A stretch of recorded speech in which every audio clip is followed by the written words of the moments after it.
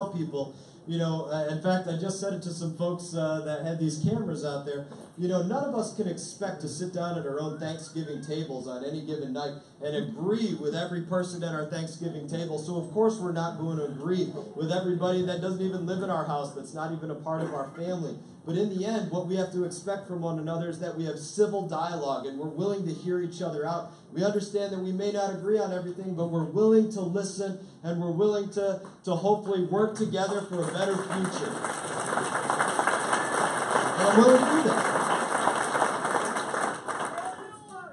Americans first. I love it. I love to hear that. This place is a beautiful place, not just our community here in the Treasure Coast, but our country. You think of the heritage that we have, our amazing service members. I'm not going to make my remarks too terribly long because I know everybody has questions, so I'm going to get to that straight off. But as I said, we made this a Veterans Town Hall because there are very, very serious issues that are being seen by our veterans. Whether it's the wait times that you are seeing with your appeals or your initial claims, whether it's the distance that you have to travel to get to and from a VA facility, whether it's the VA not acknowledging that you might have an issue with Agent Orange because somebody put Indochina on your paperwork instead of putting Vietnam on your paperwork. Whether it's them saying that your record's burned up in some place and they don't have any record of something happening to you. There are so many issues that exist out there for you that have come before me and those that have served on the battlefields during my generation. One of the saddest things that I could tell you today is this. Whether most people have heard the statistic that 22 veterans a day take their own life.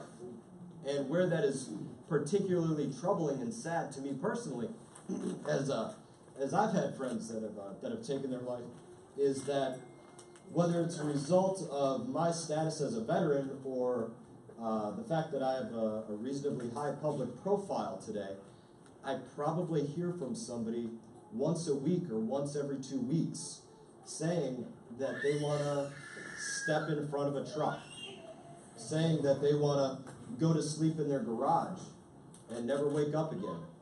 And the most unfortunate part of that conversation is that more often than not, it's coming after a conversation that they had or an experience that they had at the Department of Veterans Affairs.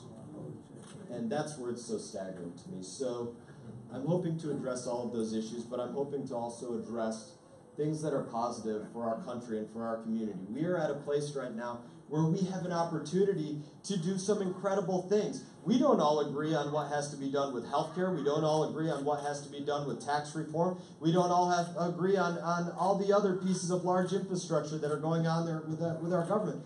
But we all agree, I think, that things can be done better and that there is hope for the future if people in Washington, D.C. are working for that common ground, that we do something better, that we get something better for each and every person out there. That is the goal. I hear you. I am listening to you. I will take back your remarks to Washington, D.C., and I will make sure that they are heard there. And in that, I will listen to your remarks right now or your questions that you have for me right now. My Deputy Chief of Staff, Stephen Layton, right here, the well-dressed gentleman in the purple tie, will be coming around with a microphone for everybody who wants to ask questions or make comments. And in that, I will get to what it is that you came here for, which is to give me a piece of your mind. So, have at it. Have at me. If you would, politely just state your name and what city you're coming in from. Fenn McAlevey, Jupiter, Florida. Congressman, thank you for having the town hall. On the issue of guns, you voted to end a rule designed to keep the mentally ill from buying guns. I'm wondering why you would vote against such a common sense rule to reduce gun violence.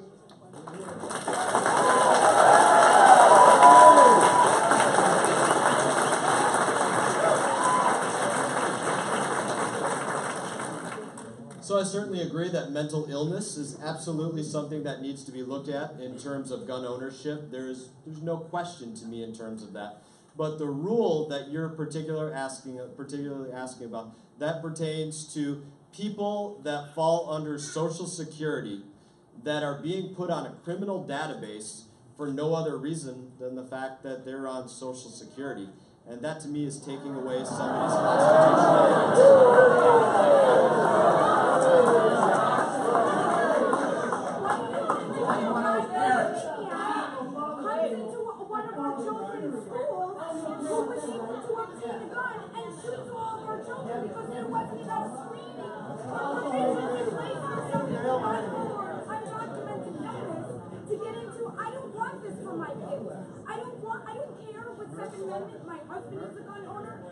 Ma'am, I'll come right over to you and we'll have a question. We can have the dialogue. I'm sorry, we need to protect our children. We are. My name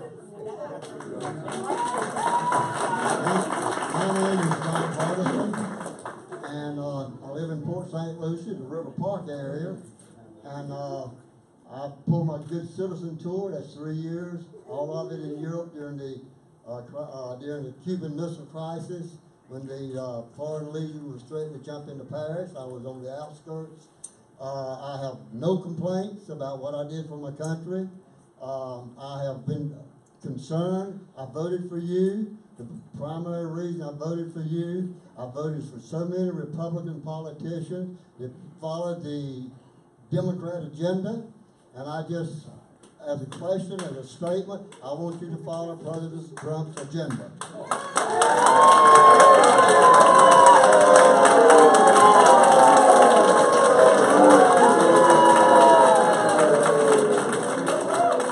So I'll give you all a comment on that. Here's the reality for me. One of the greatest things about our country is that we don't live in a monarchy.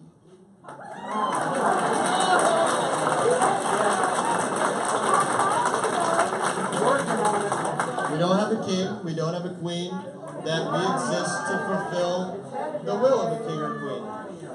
We have a Congress, we have a Senate, we have a judiciary, and we have a president. No, you have a president. We have a president. And I work in that way to hold each one of them accountable, each one of those branches, each part of government. And that's how I work at it. When I see something being done well, I will applaud it. And when I see something being done poorly, you will hear me speak out against it.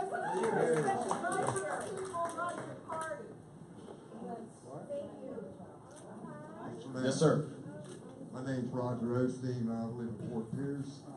I'd like to know the status of the Artie Copas home protections. Very good. So I spoke a little bit on St. Lucie TV just a little while ago and did answer some questions on this exact thing.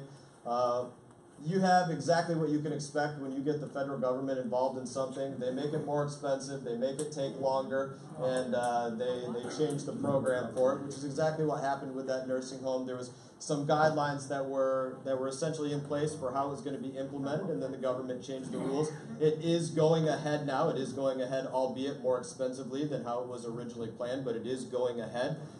This was something that I can't specifically take credit for because this happened just before my election. Senator Rubio spoke out very loudly, in defense of this, as far as I know. So, in that, like I said, you give credit where credit is due, and if you have something else for him, but he spoke out for this and helped to make sure that it got through. So, yeah. You don't have to look at me, by the way, when you raise your hand, because I don't have the microphone. So I have my own microphone. I'm not giving this one up. Hello, my name is Sonia. Where am I looking right here? I'm sorry. Oh, yes, ma'am. I see you, ma'am. Gotcha. I'm from Port St. Lucie, and I want to say, first of all, thank you for your service to you and all the veterans that are here today. Yes, ma'am.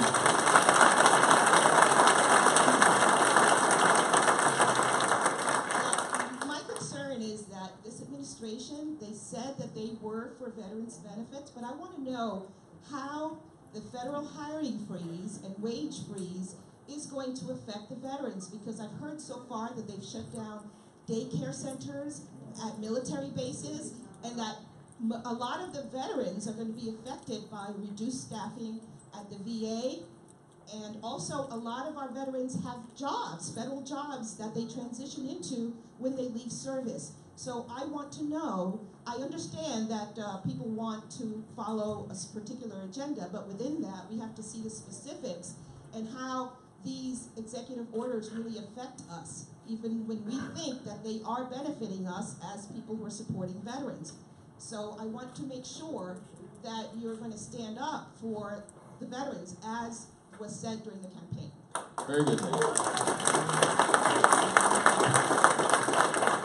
So the concern that you bring up is a very real concern. We know that most of us, although we probably don't like paying taxes on April 15th, we acknowledge that there is a positive function to doing that. But we want the federal government to be accountable with the dollars that we send to Washington, D.C. And in that, sometimes you have to take measures to make sure that there is not waste, fraud, abuse, that you make sure there is a better system. Now, in that concern of a federal hiring freeze, I signed on recently to a bill to make sure to specifically exempt the VA and several of the other agencies from that federal hiring freeze, Social Security Administration being another one, to make sure that they wouldn't be affected by such a program and that veterans and seniors wouldn't be affected in an adverse way by taking a look at the way the system is going. So, I think we are on the same page as that, and that's why I literally signed on to legislation making sure that such a thing wouldn't exist. So I hope that answers your question, man. What else? Like I said, I don't have the microphone. I'm sorry. Phil Donovan, Lake Worth, Florida. Where am I? Okay, way back there. Got it. Got you, sir. Thank you for your service. Thank you, sir. I'm a veteran of the Vietnam War, veteran of the Cold War. I'm concerned of all the veterans who are locked out of the VA hospitals. Can you open the doors for all veterans? I would love nothing more than to open the door for every veteran to get in there. Like I said, there are very important functions of the VA. I am not a proponent for saying, as much as I can point to issues and problems with the VA, I'm not a proponent for saying we should just close and lock the doors of the VA. I think these are things that should be overcome and that the system should be made better.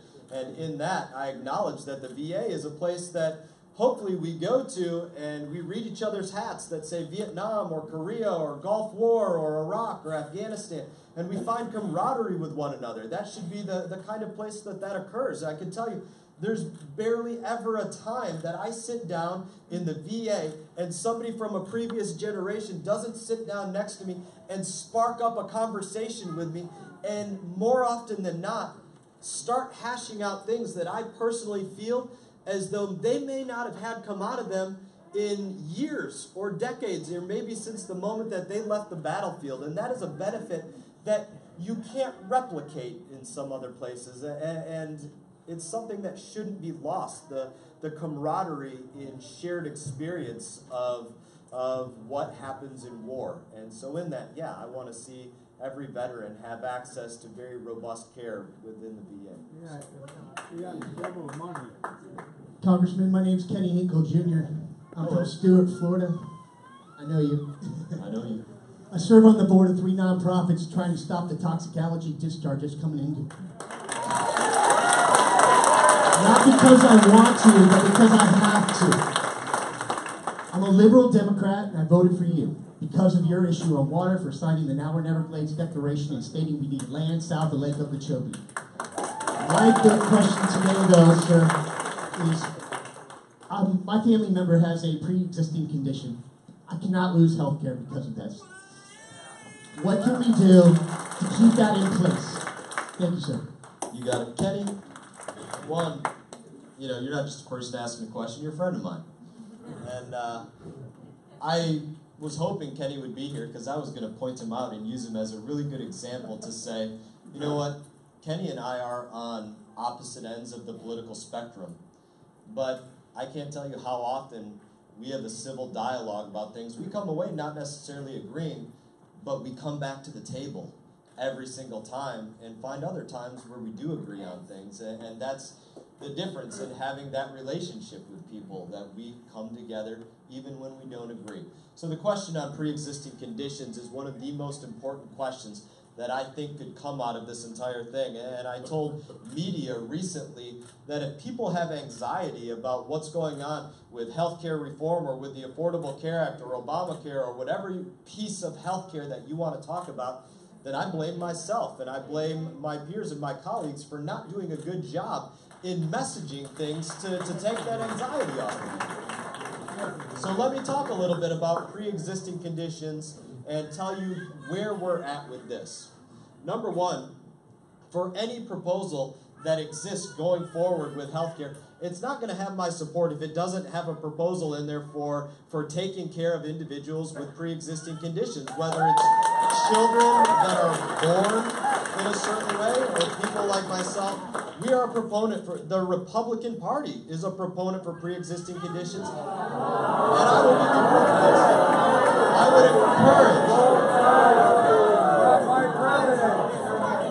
I would encourage everybody to go back to 2014, prior to this election cycle, something that's out of sight and out of mind of today, and read Speaker Paul Ryan's plan on healthcare reform. It specifically had specific provisions for pre-existing conditions, for no lifetime caps, for making...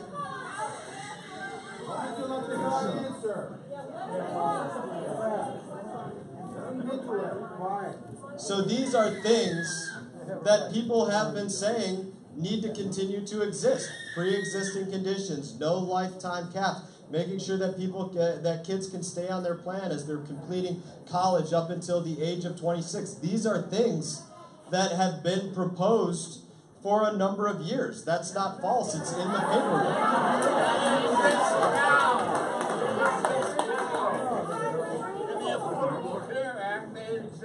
Right now. The gentleman's point here was that those things exist right now. That's completely true. What else exists, though? Extremely high premiums. Extremely high deductibles. The other ball head is going.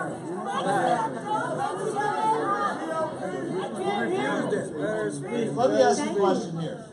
Is there anybody that wouldn't like to pay less for their health care? Is there anybody that would like to pay less?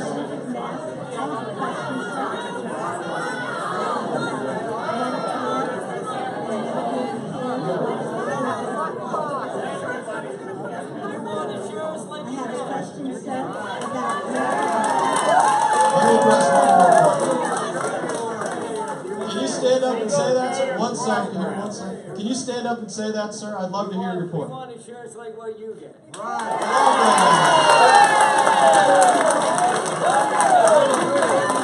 Steve, can you give him a microphone? One second, he's going to give you a microphone so you can be heard. Hold on. He's going to give you a microphone. Please elaborate, sir. Well, I have some pre-existing condition myself, and the whole thing is that my mom was a federal employee, a civilian, and she got insurance that nobody else could get that wasn't part of the military. And when I was taking care of my mom, my mom, God bless her soul, died in '96 a few years ago. I moved back down here anyway. The person taking care of her taxes looked at the cost of her insurance, her supplement, and it was incredibly cheaper than what she paid. And it was all because my mom was with the postmaster's insurance, and she got incredible coverage. And I think everybody here deserves the same kind of thing.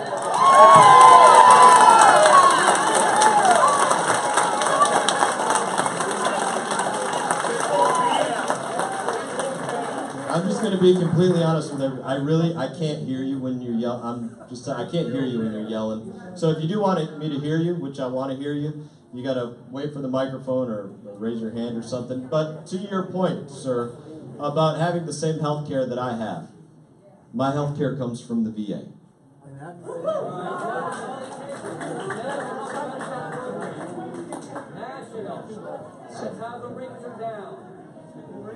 So I just want everybody to know that my health care comes from the VA. I will continue to be seen with my peers until the day that they put me in the dirt, regardless of the care that I receive from the VA. I will continue to be seen there. What about the rest of Congress? There's another really good question. What about the rest of Congress? Was that what I heard? How many of you are upset about the idea of Congress having different insurance than somebody else? We want that insurance and pay less. So let me address that right now as well, just to give everybody the facts on that.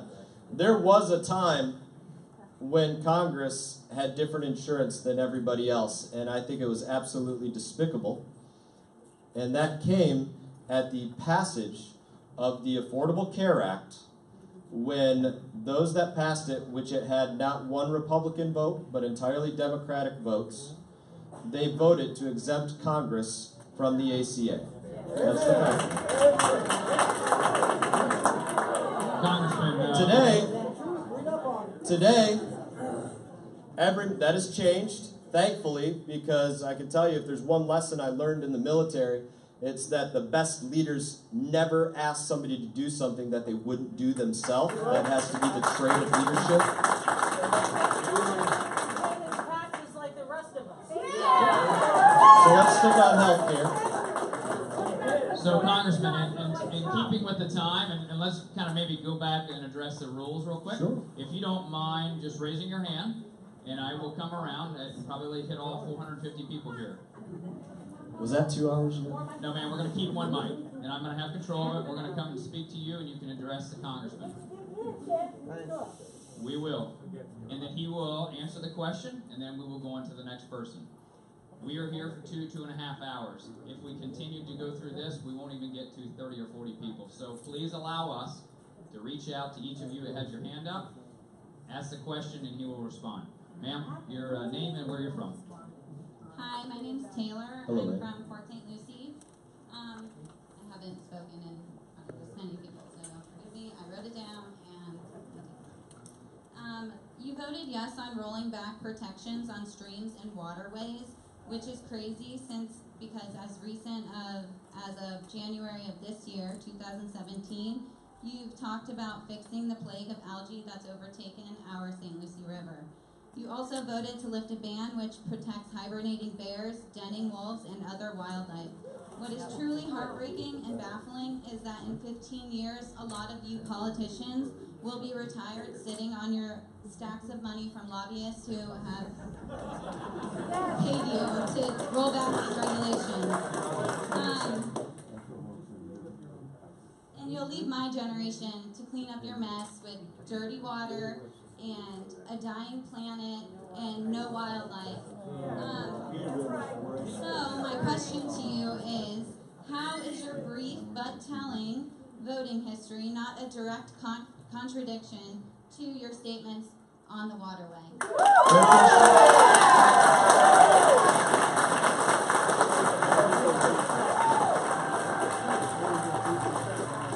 So let me pause in answering your question by giving you a background on how I approach every single bill that comes before my office. There has never been one bill where I got some message saying, Brian, you got to vote this way, or you're going to be kicked off your committees, or you're going to be kicked out, or anything else. Every single bill that has come before my office, we take with the utmost seriousness. I look at it. My 7 staffers up there look at it. We call the agencies that are being affected by it. We call the state agencies that are being affected by it. We call the governors, if it's in specific states. If we can get a hold of the governors, they don't always take my phone call. If we can get a hold of them, we call them. We call everybody that we can. Try to get every bit of information that we can about every single thing that we vote on. It's not taken lightly.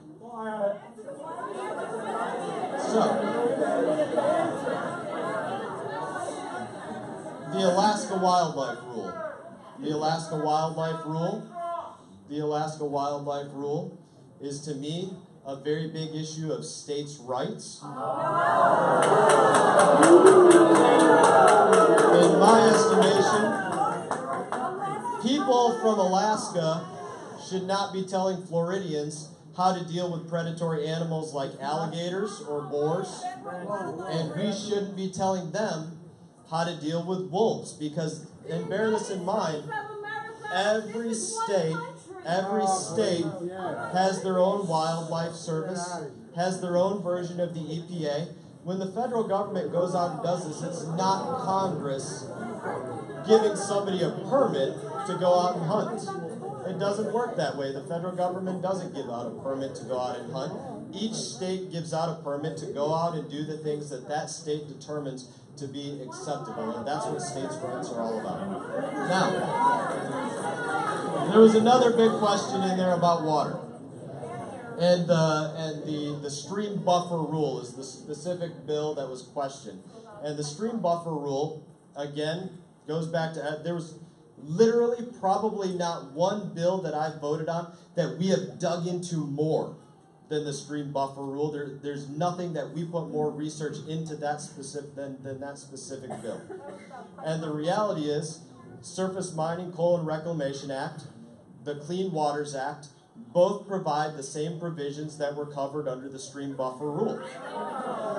So why? People say, well, why is it bad to have something that's duplicative? Why does that matter if we have something that's duplicative? And I do give specific reasons for that, and I'll give 2 specific reasons for why that matters. Well, maybe I'll give 3 reasons.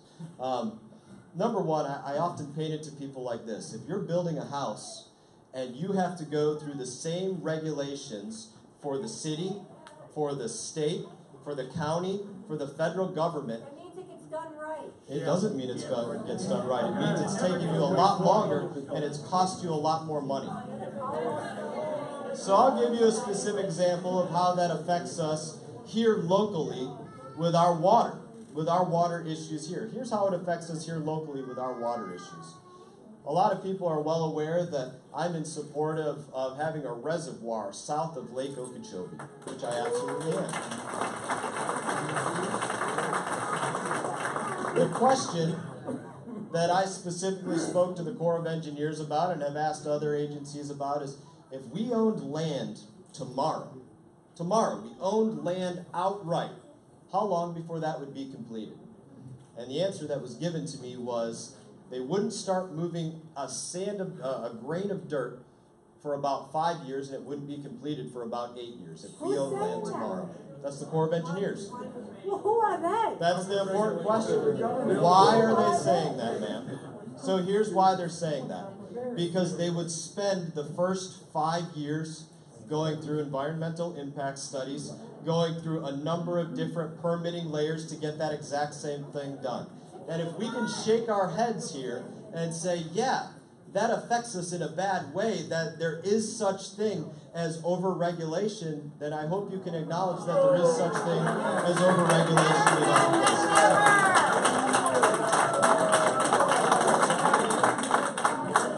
So I hope you understand why this had my vote in that way.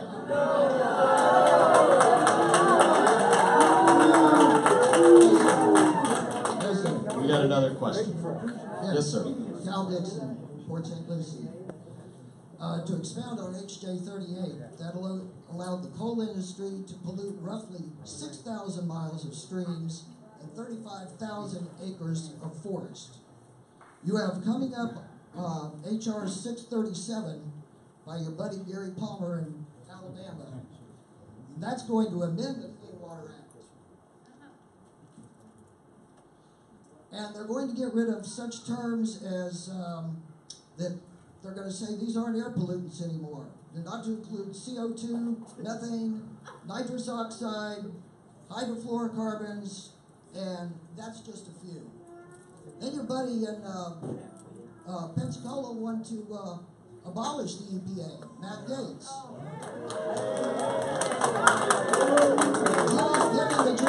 Given that your platform was running on protecting the environment, how do you plan on voting on HR 637? And are you aware, do you have any scientific background in climate? Great question. So, couple of things.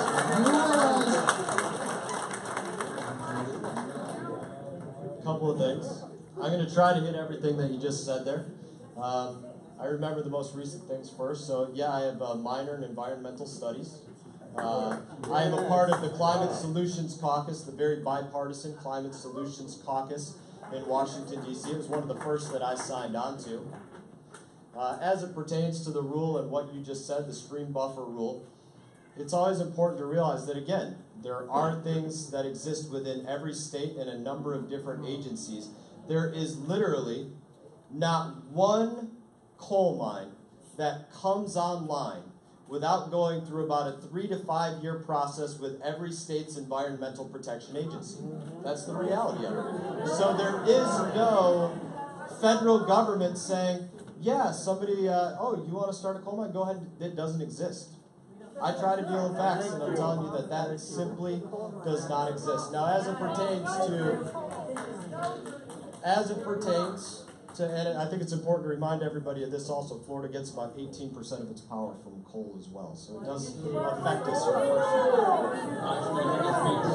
question, Matt Gaetz. Matt Gaetz. So, this is how I work. I make my own decisions. Like I said, nobody tells me to go out there and do anything specific. I am not a proponent for getting rid of the EPA.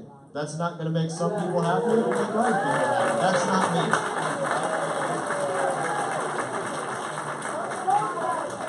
I think I've even said that on CNN or somewhere else.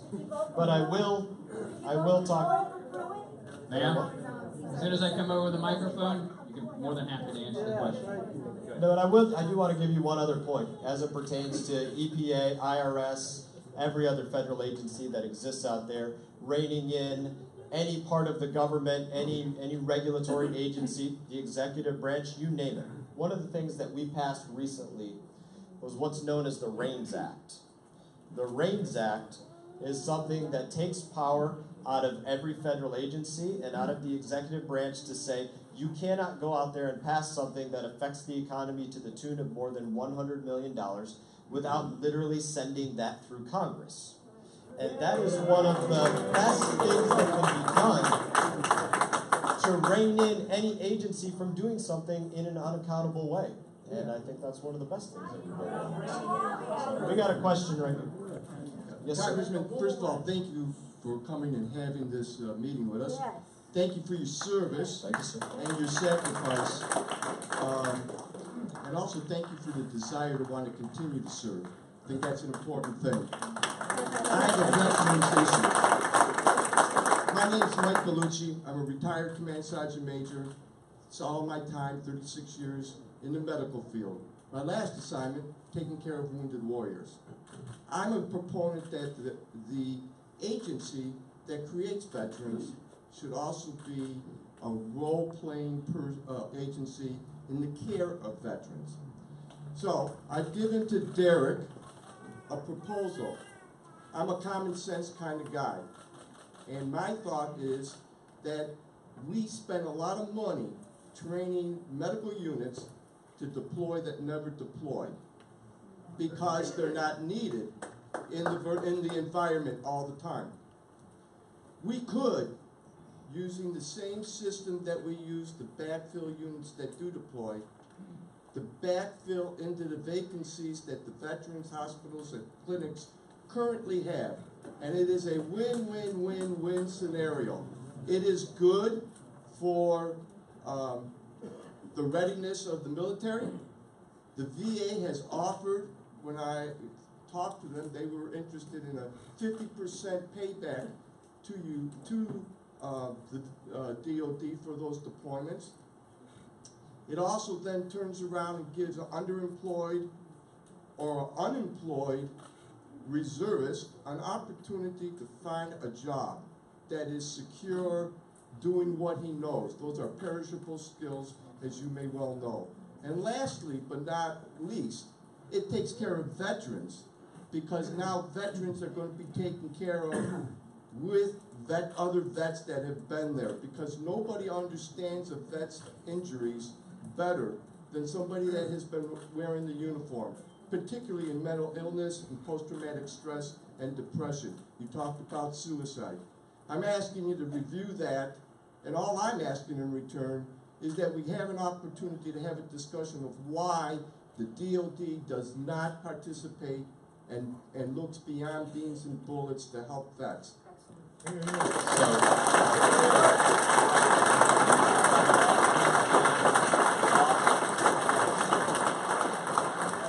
So you make some outstanding points there. Let me bring up a couple of things just from my own experience. Number one, I always tell people when we're pushing for a new secretary of the VA, I think it should be a crusty old sergeant major that should take over as administrator of the VA. So you fall into that. Sounds like you've got a plan for it too, sir. I look forward to reviewing it. What the gentleman brings up, what the sergeant major here brings up, is something very specific that I have experienced. I've fallen under both the Department of Defense for care and the Department of Veterans Affairs for care. When you wake up in Walter Reed, you fall under the Department of Defense line of accounting. And when you're under that line of accounting, when you need a procedure, when you need a piece of durable medical equipment, when you need whatever, it happens about that quickly, in the snap of a finger. There's no waiting. You get the best of what you need. Most of us know that is a very stark difference from the way things happen for you, the day that you sign off of active duty and you are now seen by the Department of Veterans Affairs, a completely different line of accounting.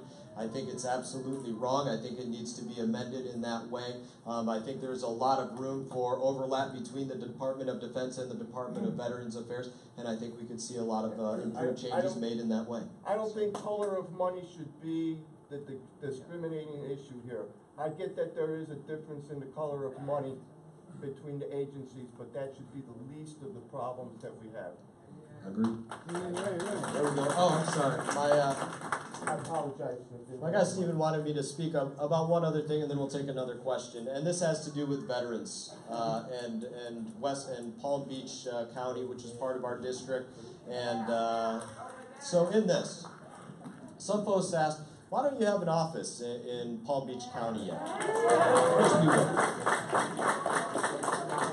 So here's one of the things that I thought was a very good idea that we were working on, as I opened up saying, veterans are obviously close to my heart.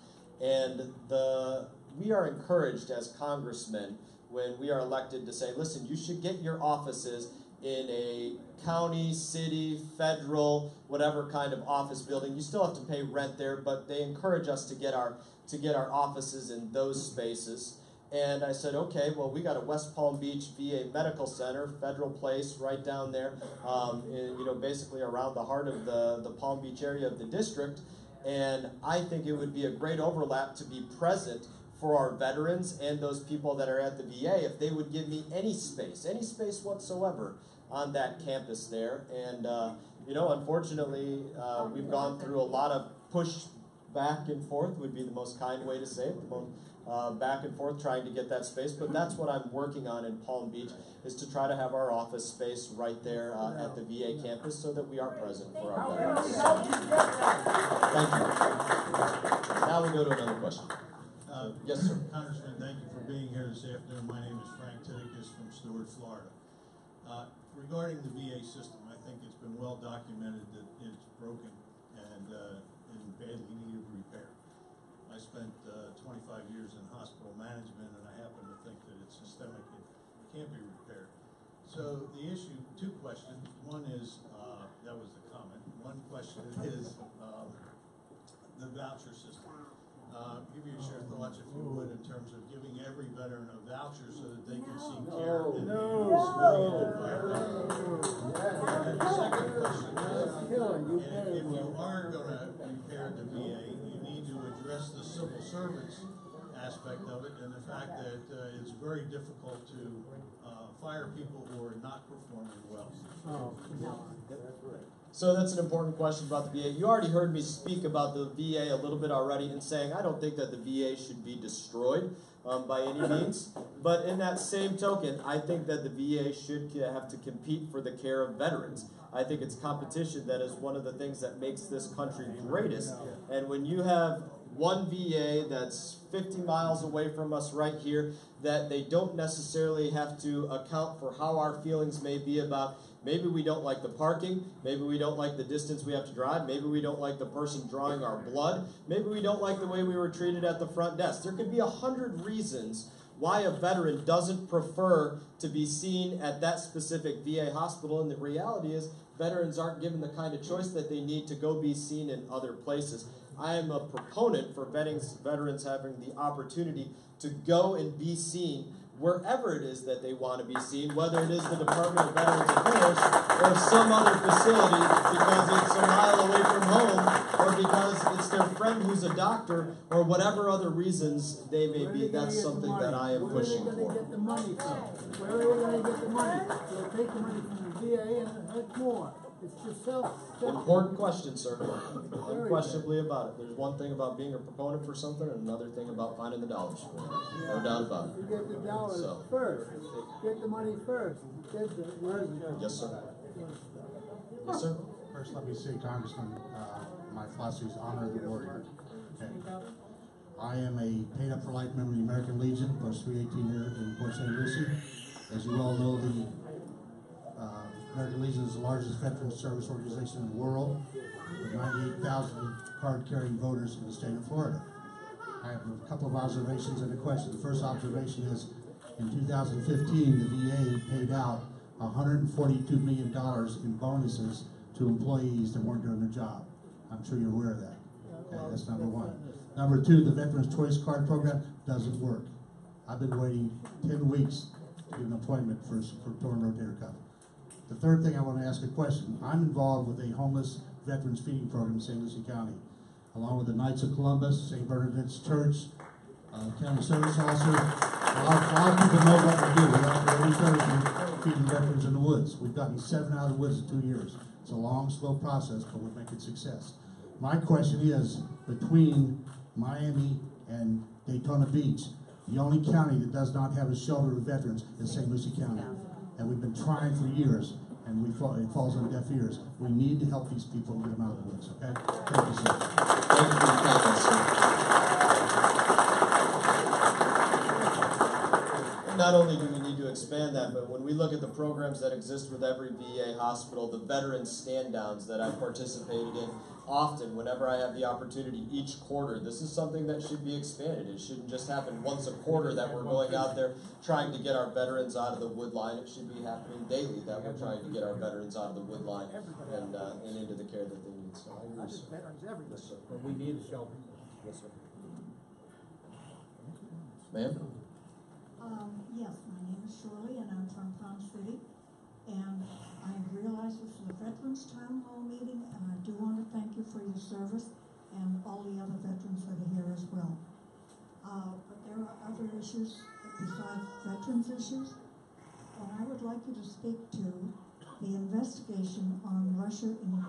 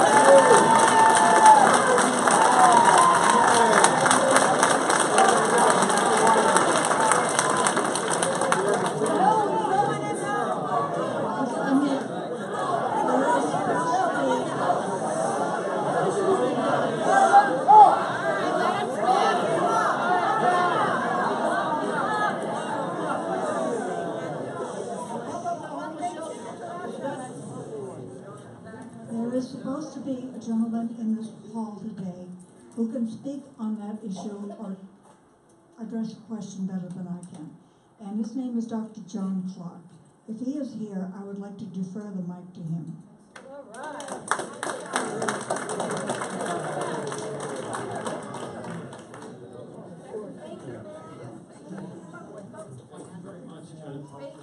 Speak slow. Hello. Thank you very much. John Clark from Stewart. I don't think I can say it much better than you did. First, Congressman, I would like to express my personal honor of being here and for your extraordinary sacrifice for your love of country.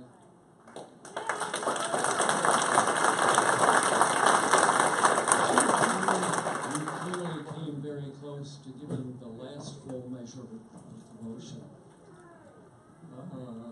And your performance in physical therapy and rehab must have been unbelievably spectacular. And your hard work every day is greatly appreciated. I would just like to acknowledge that another great American hero, Senator John McCain, has taken a very hard line. Another Republican senator has taken a very hard line in pursuing the truth about what has happened, if anything, with Russian meddling in the last election and with the vast power of Russian cyber warfare. To me, this almost requires a Manhattan Project to bring American power up to speed with the Russians. I've spent my entire life in the shadow of the Cold War. So the question is, will you pursue, as John McCain has, a vigorous policy of evaluating what's going on in cyber warfare and what the Russians have done and what their potential is in the future? Thank you, sir.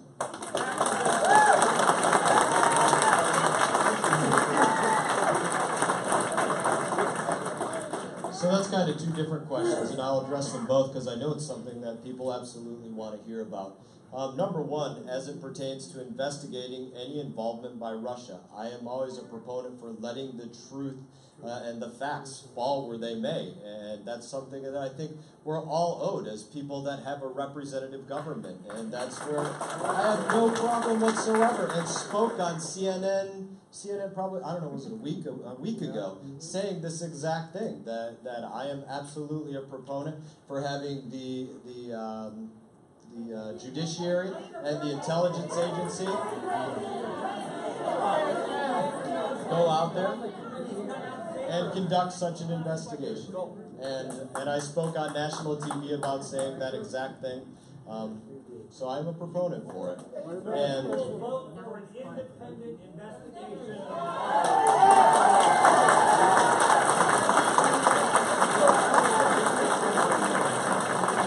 So like I said, I've given you my stance. I'm a proponent for investigation.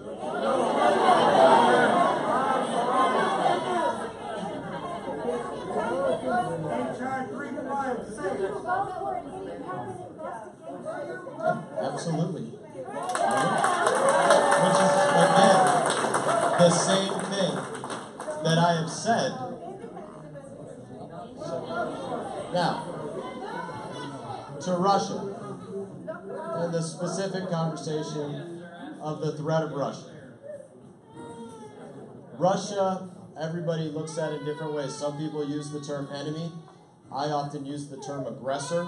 I think any of us would be naive to not look at Russia as a very severe aggressor in the terms, or rather in the realm of cyber terrorism, in their willingness to go out there and arm Iran and be essentially their arms dealer, especially with the vast aerial denial weapons that they are out there currently placing in Iran, in their playing in the world of Crimea.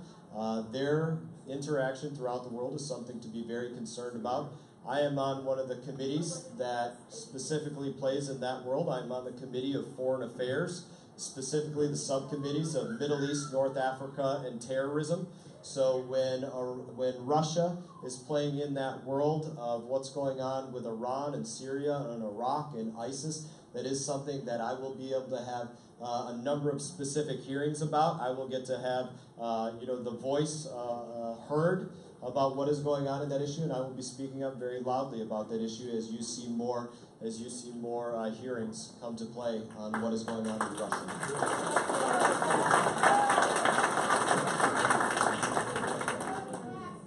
Back here. Hello, my name is Heidi. I'm from Tequesta. My question is back about ACA. On your website, it says that you support repeal and defunding ACA and replacing with tax credits and deductions to help people pay for their health care. My question is, should a family without extra money for savings wait until they get their tax return to go to the doctor?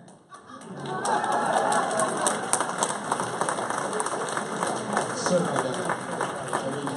But this is the conversation that we have to play out realistically with healthcare and with healthcare reform. When we go out there and we have the Affordable Care Act skyrocket premiums and deductibles, then what happens is that even though people may have received coverage, we've actually diminished their access to care. Absolutely. And this is a piece of the conversation that we gotta really talk about. Do you want to be a healthier person? Do you want to have care? Or do you just want to have something that you call coverage? Because I could give you... So I dare say that we want something that we can use and something that we can afford and something that we can afford the deductible on, because that's what makes us more healthy. We can afford medical. Don't take our health care away. So there's something being yelled out that's important, and I'd like to address that as well. Somebody said, don't take our health care away. I can't speak for every single person up in Washington, but I can speak as your representative. It is my goal, personally, to make sure that every single one of you does have access to affordable health care, that you cannot be denied for pre-existing conditions. That is my goal. Get rid of corporate. Get rid of corporate Medicare. Hi, my name is Lori from Conlon. I'm over here. And I live in Stewart, and I want to thank you for your service and for opening up this forum. You got to speak up a little. I can't quite hear you. Lori from Conlon from Stewart, and I want to thank you for your service and for opening up this forum for us today. And just to close out the ACA thing, I think we do need more than just access. But my question is regarding that the administration just came out with new DHS guidelines that considerably broaden the pool of people who are prioritized for deportations, including undocumented immigrants who have never been convicted of a crime. Many people in this district are tax-paying, law-abiding citizens, immigrants, who have lived here for years and have children who are American citizens. My first cousin has been married for 10 years to somebody who came here 17 years ago and is on a deportation list, no crime, and they have 3 children. She works, pays taxes, goes to college part-time, and she has a deportation hearing coming up. My cousin is a New York City police officer. His father, my uncle, is a retired commander of the United States Coast Guard, and they told her she needs to show up at her hearing with a passport for the baby and a ticket to Colombia. Locally, I live in Stewart, Port Salerno. My son goes to Port Salerno Elementary, and that has a large Hispanic population. And we are feeling families who are our neighbors, our friends, my son's classmates, that are scared. And we were informed that we were going to be targeting criminal immigrants, not our local neighbors and friends who add to our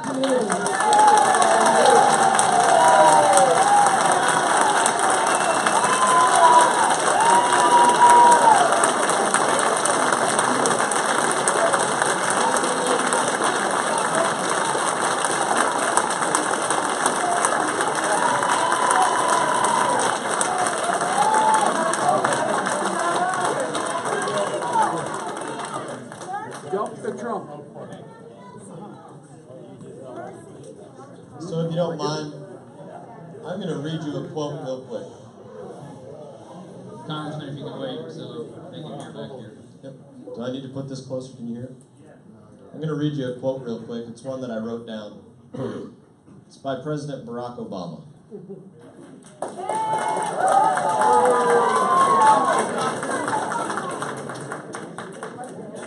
I agree on the need to better secure our border and to punish employers who hire illegal immigrants. We are a generous and welcoming nation, but those who enter our country illegally and those who employ them disrespect the rule of law, and they are showing disregard for those who are followers of the law. We simply cannot allow people to pour into the U.S.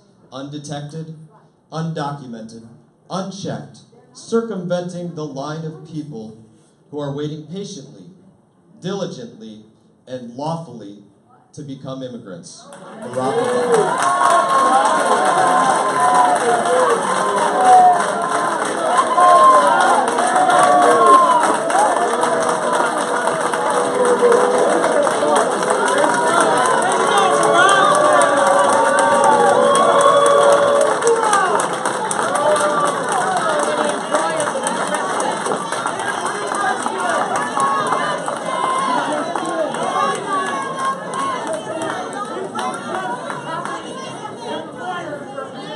We got another question there.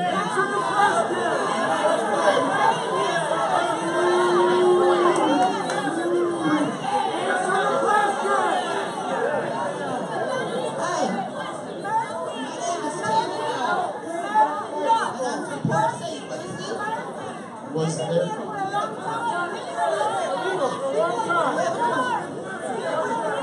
Answer this question and then I'll ask mine.